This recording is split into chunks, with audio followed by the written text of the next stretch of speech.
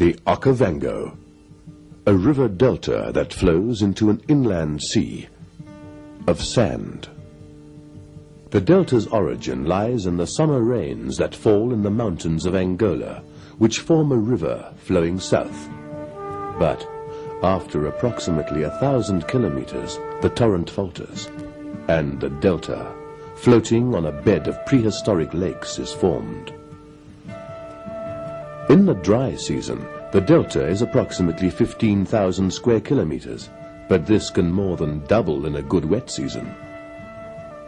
The clarity of the water led David Livingstone, one of the earliest white explorers, to comment, "We found the water to be so clear, cold and soft that the idea of melting snow was suggested to our minds."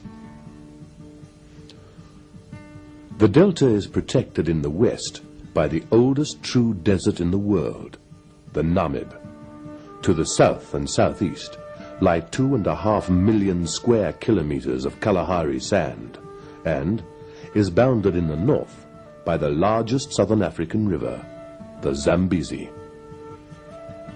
This wildlife oasis is one of the last great wilderness areas on the planet, and in many ways totally unique. The almost impenetrable terrain provides a haven for the multitude of wildlife species that abound. For the delta to survive, water must flow. The hippopotamus, the papyrus plough of the delta, ensures that the channels are kept free of the ever-encroaching papyrus, and that the life-giving waters flow.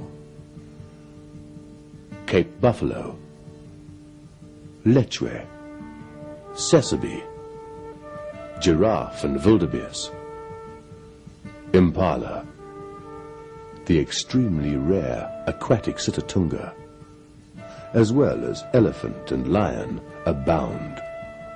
Almost all the species of the African savanna have found a home in this paradise, the Okavango.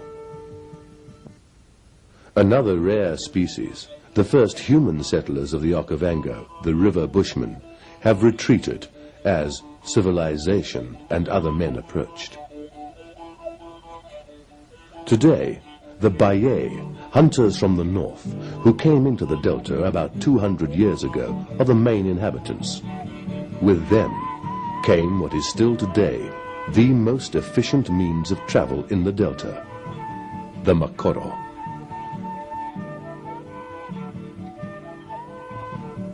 The Mokoro is a dugout canoe carved from an often centuries-old living tree and is used by the Baye for transport, fishing, and hunting.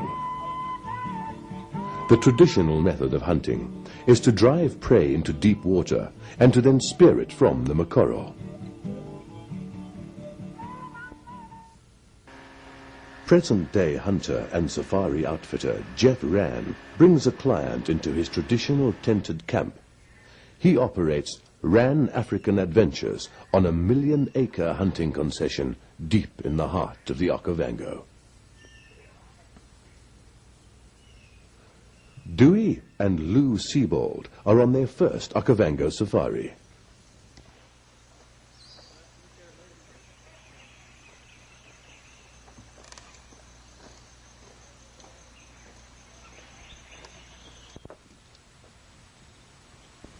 At 85 years old, Lou is hoping to take one of Africa's toughest big game, the Cape buffalo.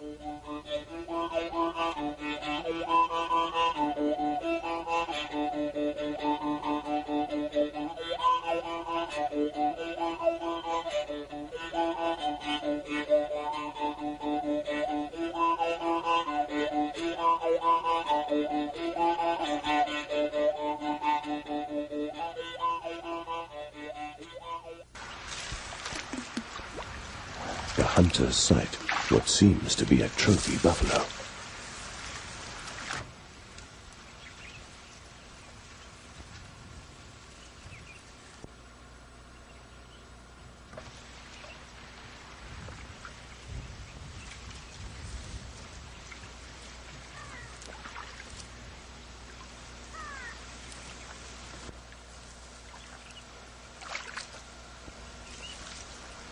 As they pole their way quietly through the reeds, a grey lory, or go-away bird, alerts the buffalo to the hunter's presence.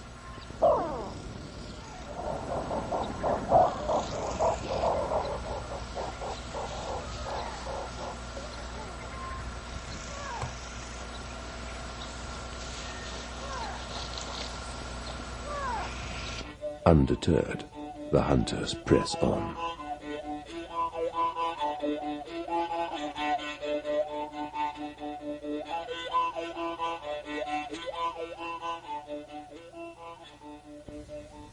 Soon, their search is rewarded.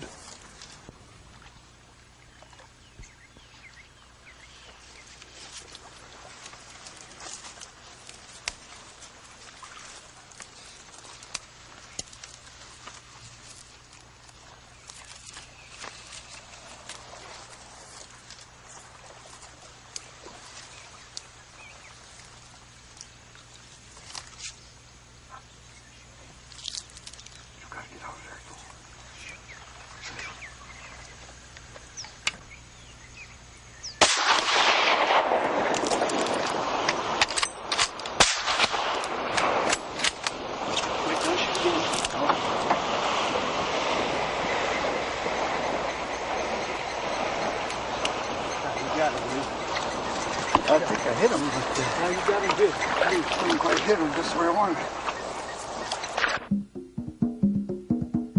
Lou's two shots seem superb, but the hunters follow up cautiously.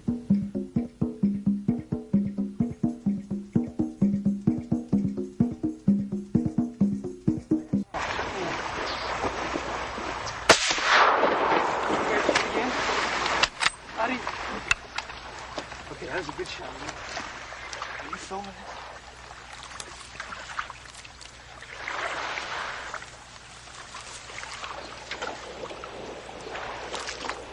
You're pretty sick. Quick, dude.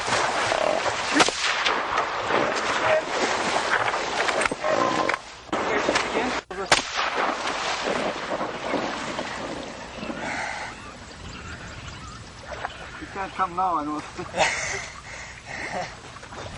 Come on, get out. How deep is it? We're standing in about that much water. So that was good. And then your other shot was here when he was going away. I said, shoot him in the ass. Yeah. You hit him right there, right? Perfect. He broke that one leg. And that's what really stopped him. You get tough, huh? Yeah, shit, yeah. But you got him. I mean, that's what counts. Who was your friend that said you wouldn't kill a buffalo? The doctor friend? Yeah. I'm going to send him a picture. But you proved him wrong. 85 years old. Out here wandering around in the Okavango swamp. It's pretty good. That's your waste of water, huh? And crocodiles. Water and crocodiles. Lou achieved the ambition of a lifetime. At 85 years of age, he finally took his Cape buffalo.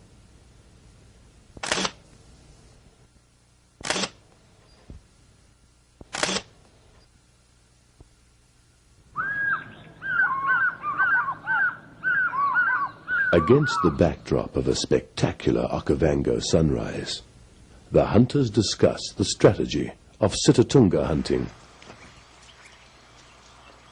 The sitatunga is an extremely shy aquatic antelope. It seldom leaves the thick papyrus beds and is equipped with extremely sensitive senses of sight and sound, making it one of the most difficult trophies in Africa.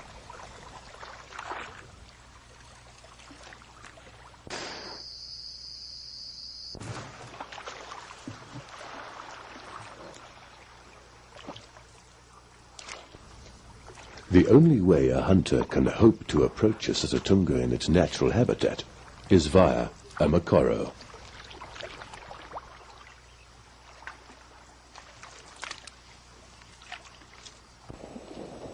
Surprised by the Mokoro's silent approach, a herd of red lechwe break cover.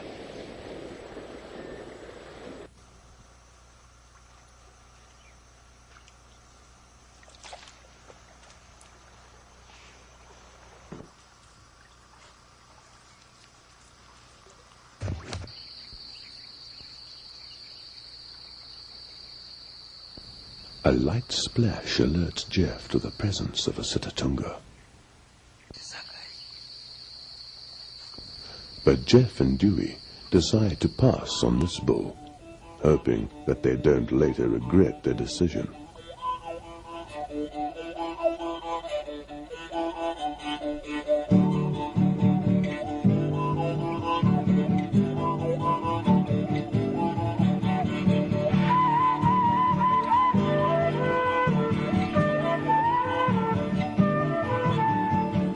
Because of the distances Jeff wishes to cover, it is necessary to set up a fly camp on one of the many thousands of small islands that are a part of the delta.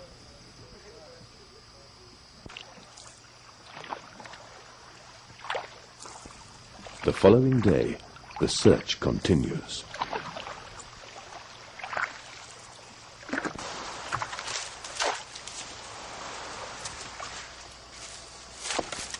The Mokoro is capable of traversing both over inch-deep floodplains as well as the deep river channels.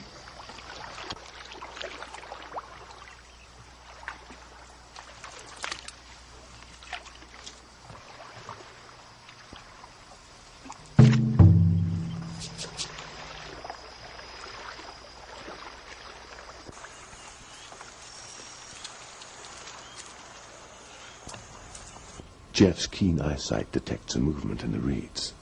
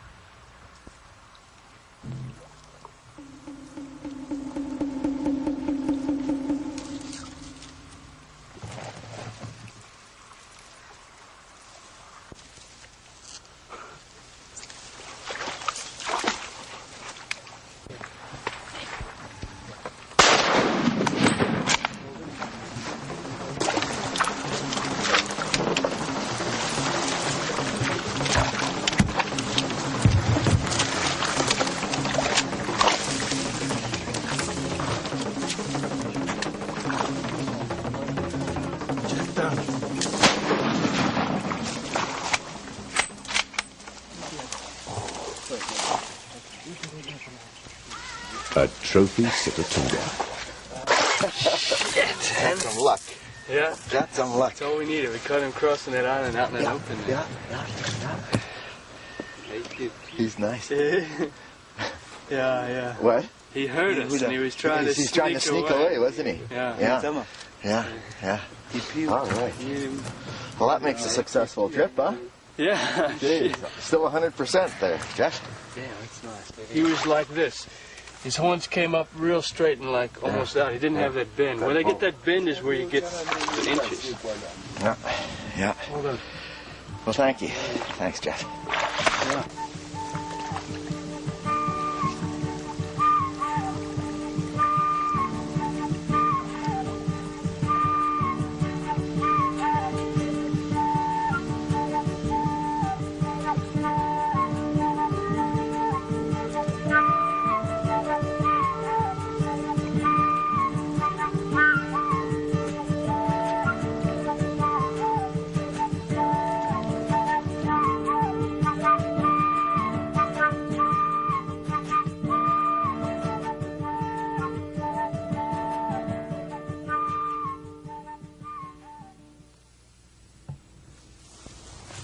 Fred McLaren has his first encounter with an Okavango buffalo.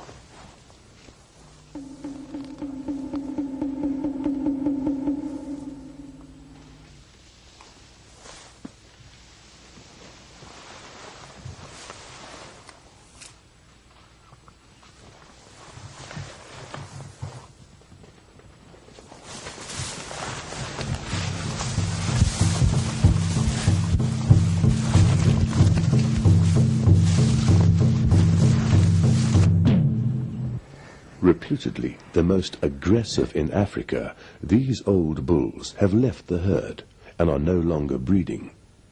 They normally spend the rest of their lives grazing amongst the palm islands of the delta, watched over by their ever-present sentries, the go-away bird.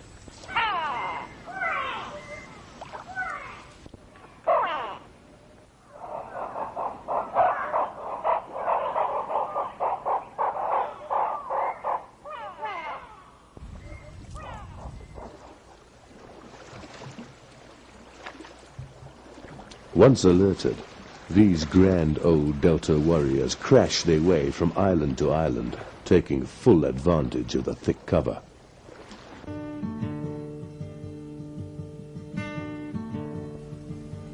The countless thousands of islands vary in size, from a termite mound to the 1,000 square kilometers of Chief's Island. These islands are thought to be the tops of the Kalahari sand dunes, left exposed after the low-lying areas were flooded eons ago. Still others began when two termites rolled the first grains of sand together to build their new dynasty. Soon plants take hold, and after the first young tree has claimed its perch, the new island becomes a reality.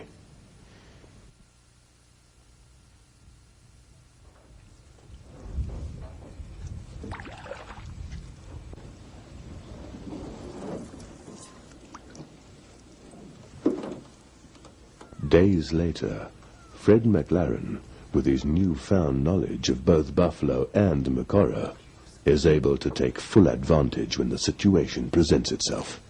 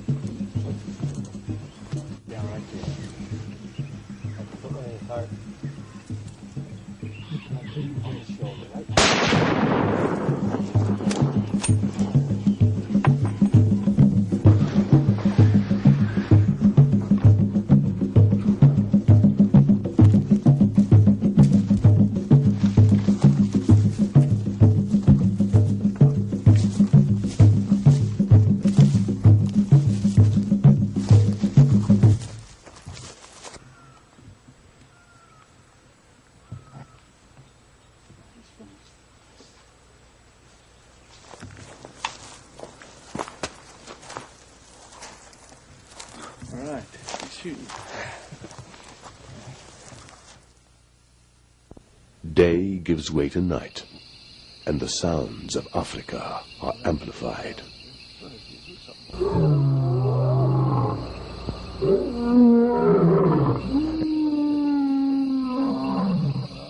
The unmistakable roar of another hunter.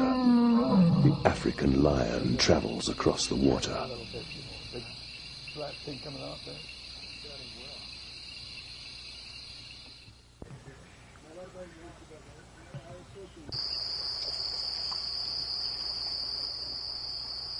Dewey Seabold has long yearned to do battle with this king of the beasts.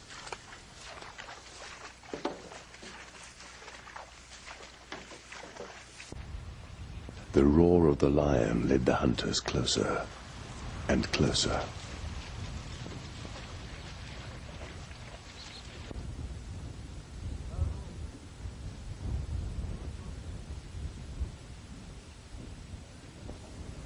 traveling by day, listening at night.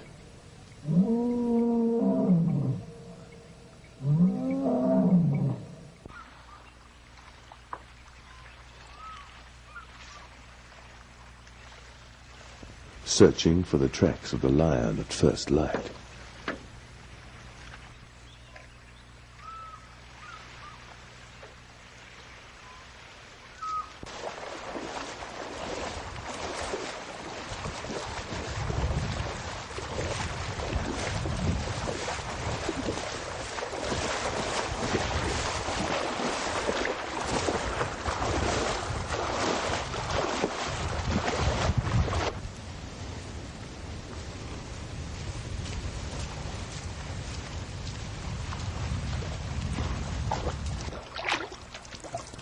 Two fly camps, and 6 days later, the presence of the lion is betrayed by vultures on the king's last kill.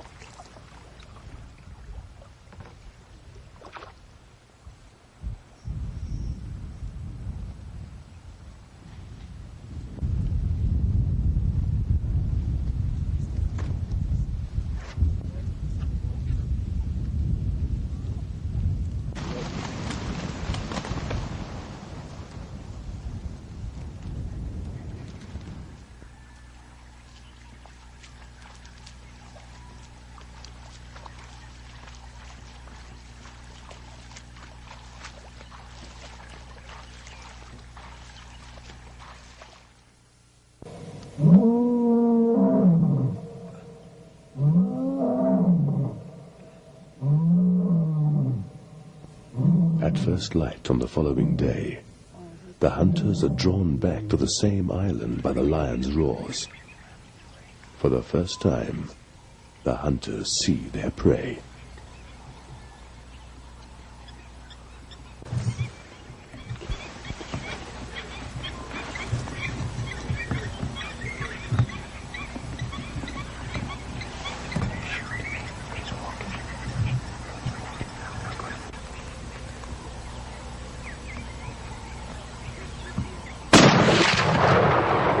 Shoot again, shoot again. Yeah,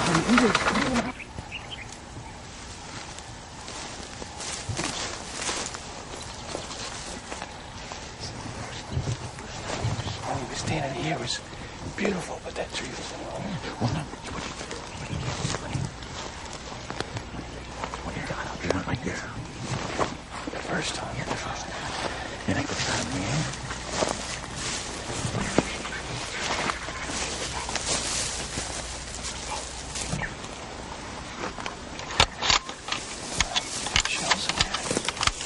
Scope tree down low. He's gonna come, he'll come quick. Well, if I'm not trying to shoot more than once. Okay. I can wait till he bites into the barrel and you shoot. Don't worry about trying to shoot a second time. Just you got one bullet, that's all you got.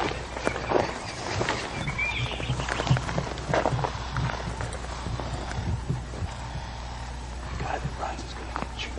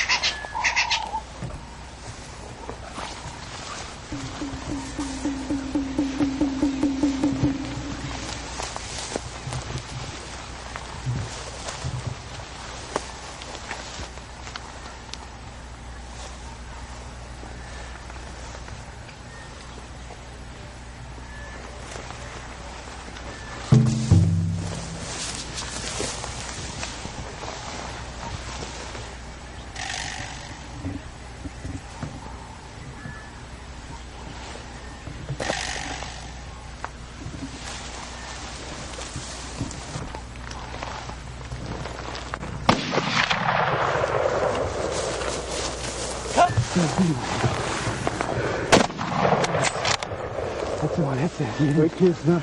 It's fine, shot.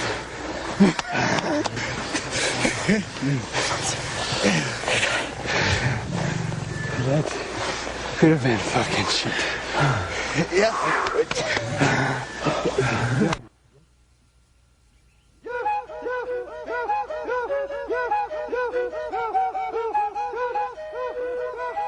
Everybody had worked extremely hard, and this lion hunt will certainly remain as a highlight of Dewey's life.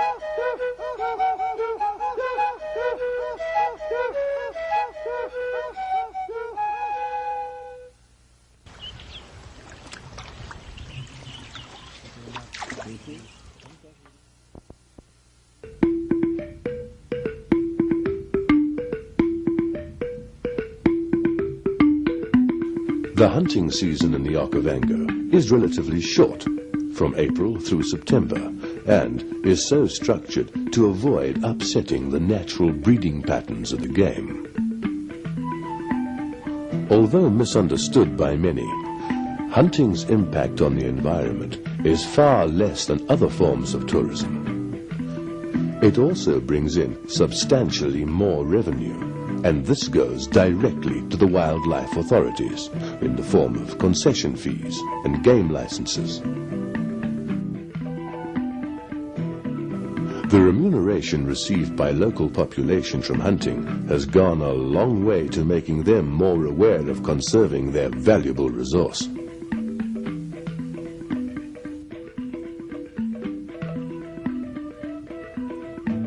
On the larger islands and fringes of the delta, large herds of plains game are found, remaining virtually undisturbed by man. It was to these areas that Fred McLaren and Jeff Rann now shifted their attention.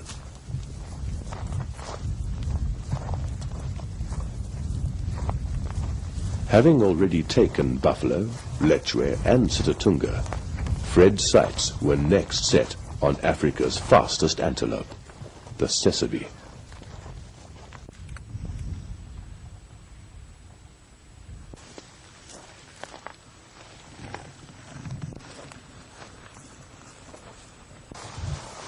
The hunters press on.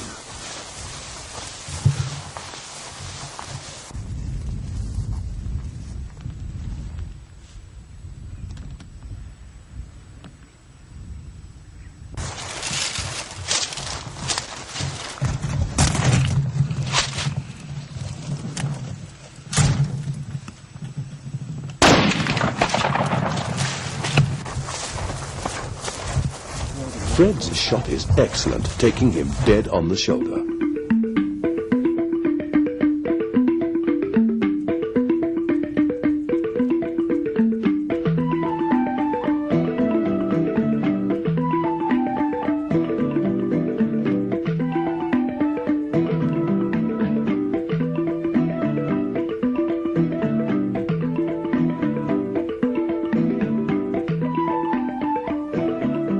The common reedbuck always makes a handsome addition to anyone's African collection.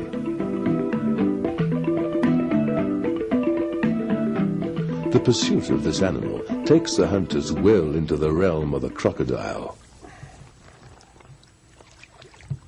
Oh, Christ. I picked the deep channel.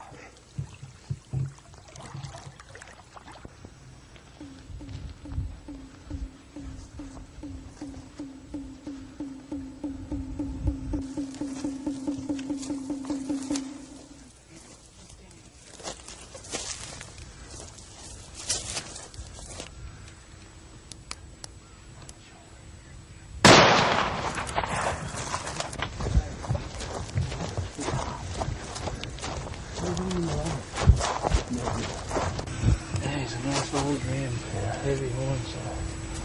See, on reedbuck, this is always stays soft. It's one of the few animals that has that. I think that's the first reedbuck I've seen up close.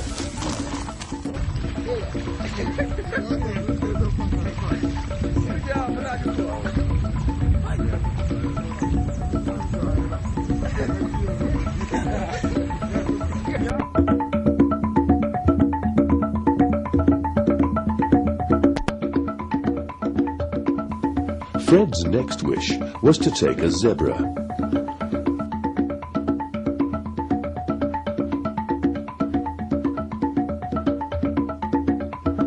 This is more easily said than done, because the zebra in this area have adapted rather well to being the favorite prey of lion, by always making sure that there is at least 400 yards between themselves and the closest cover.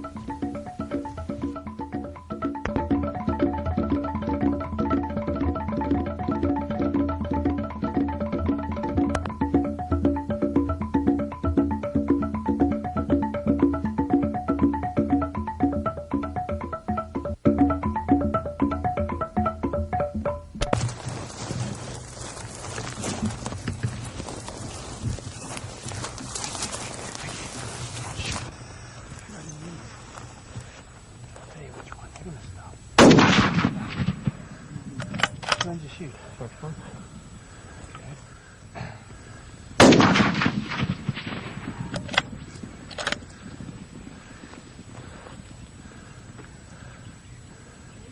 Got a bullet in his shoulder.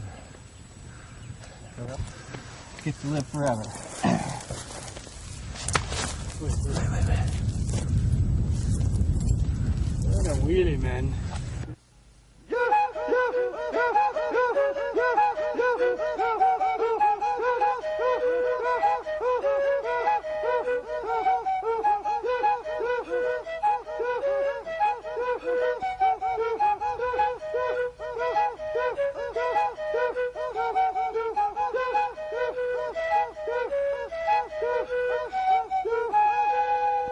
The most prolific antelope found in the delta is undoubtedly the red lechwe.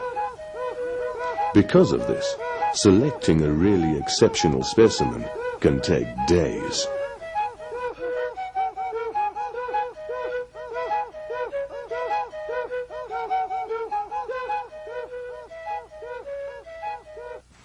Try and work our way down this open here.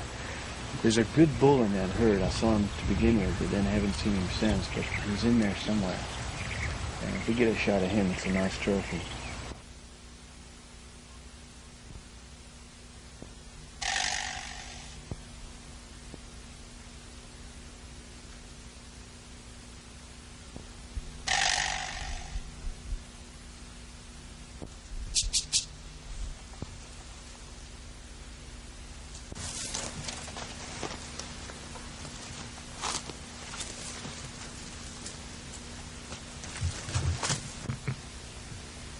Lou and Jeff glass the shallow floodplains.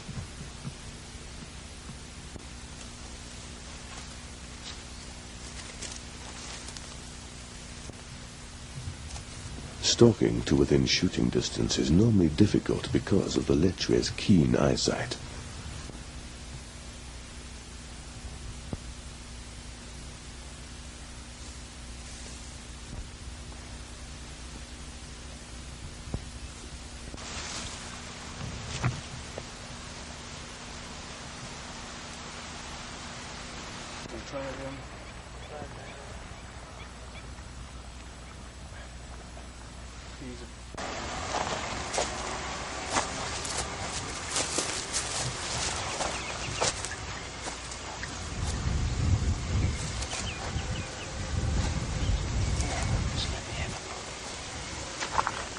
There's two together in the front. I should take the rest. There's broadside. Good shot. All right. Lou displays a fine one-shot kill. Oh, boy. Good shot. There you go. Way to go. Good shot. Thank you. There you go. Well done. Well done.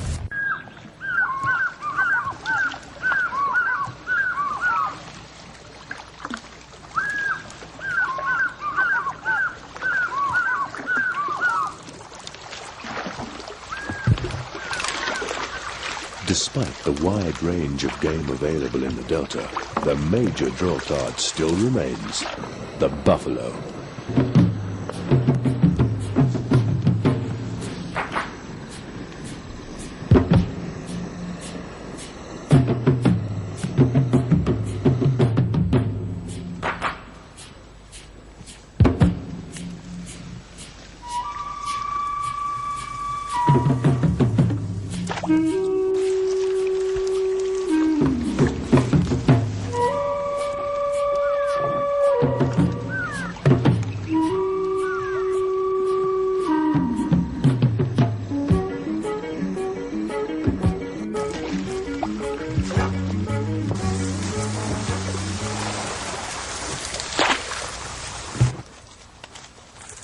On Dewey's first day of buffalo hunting, he and Jeff are lucky enough to come upon a group of fine bulls. Jeff glasses the herd. That's still him on the far left. But before Dewey could set up for a shot, the buffalo spook and head for the thick bush of a nearby island. The hunters follow.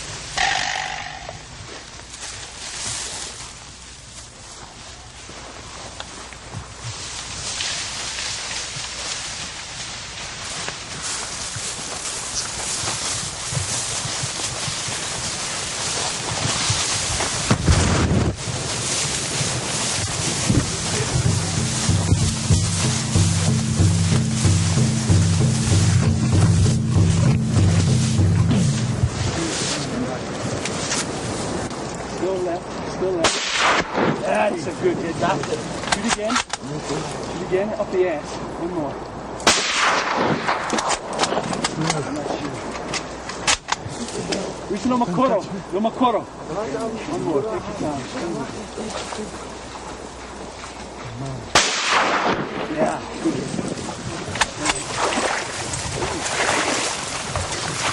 Go down. Reach the Mokoro. As is normally the case, even with a good shot, the bull heads for cover in the thick bush.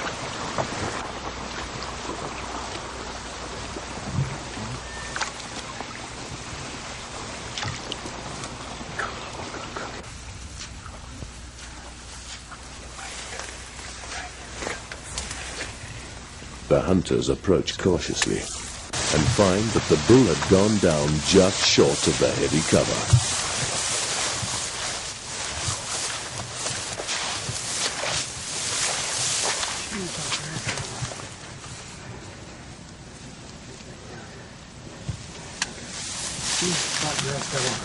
In the shoulder. Don't hit the horn.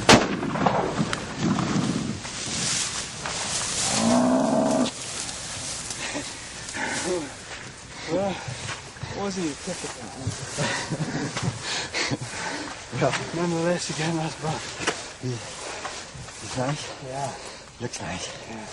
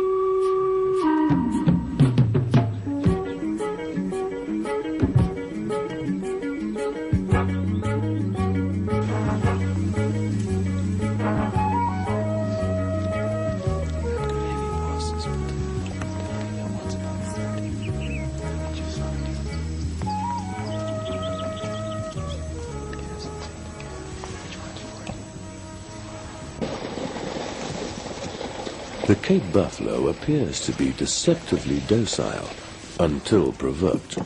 They are, in fact, capable of driving off an attacking lion. Wounded, they become vindictive. Anyone who has hunted buffalo would never underestimate this formidable quarry.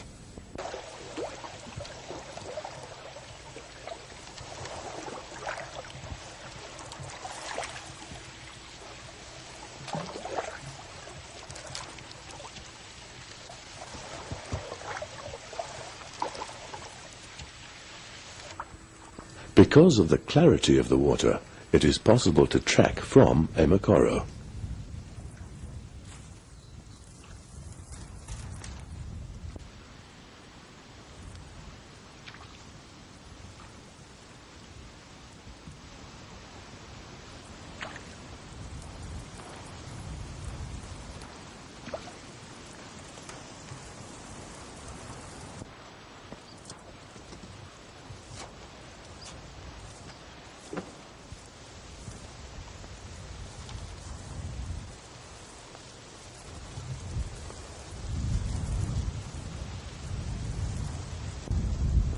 Fred and Jeff sight a large herd early one morning.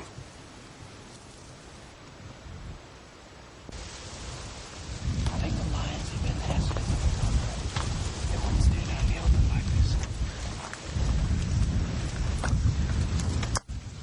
Continuously shifting winds make the approach extremely difficult.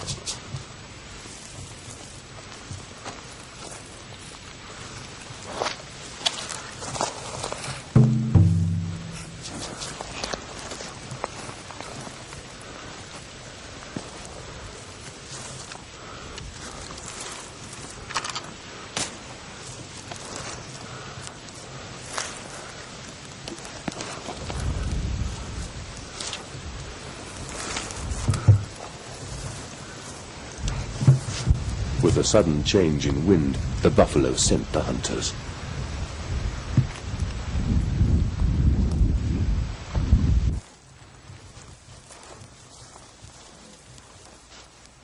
The hunters stay with the herd for hours, trying to get into a position from where they can pick out a trophy bull.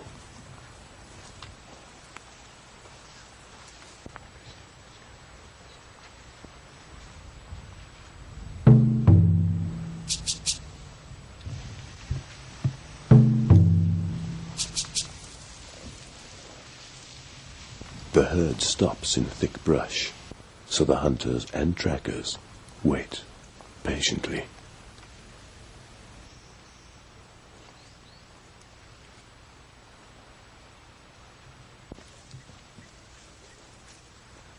Gradually, the herd relaxes, and the younger animals begin to graze.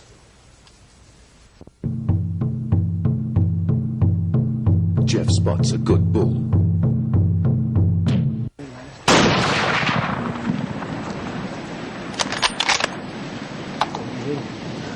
Where is he now? He's still in the herd downstream. You hit him. Hit him a little hard. So it might be a hairy rat, but don't think about it.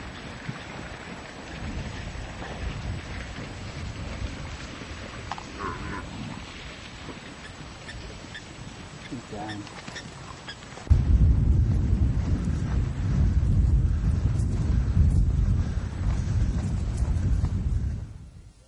The Okavango had once again supplied unsurpassed adventure.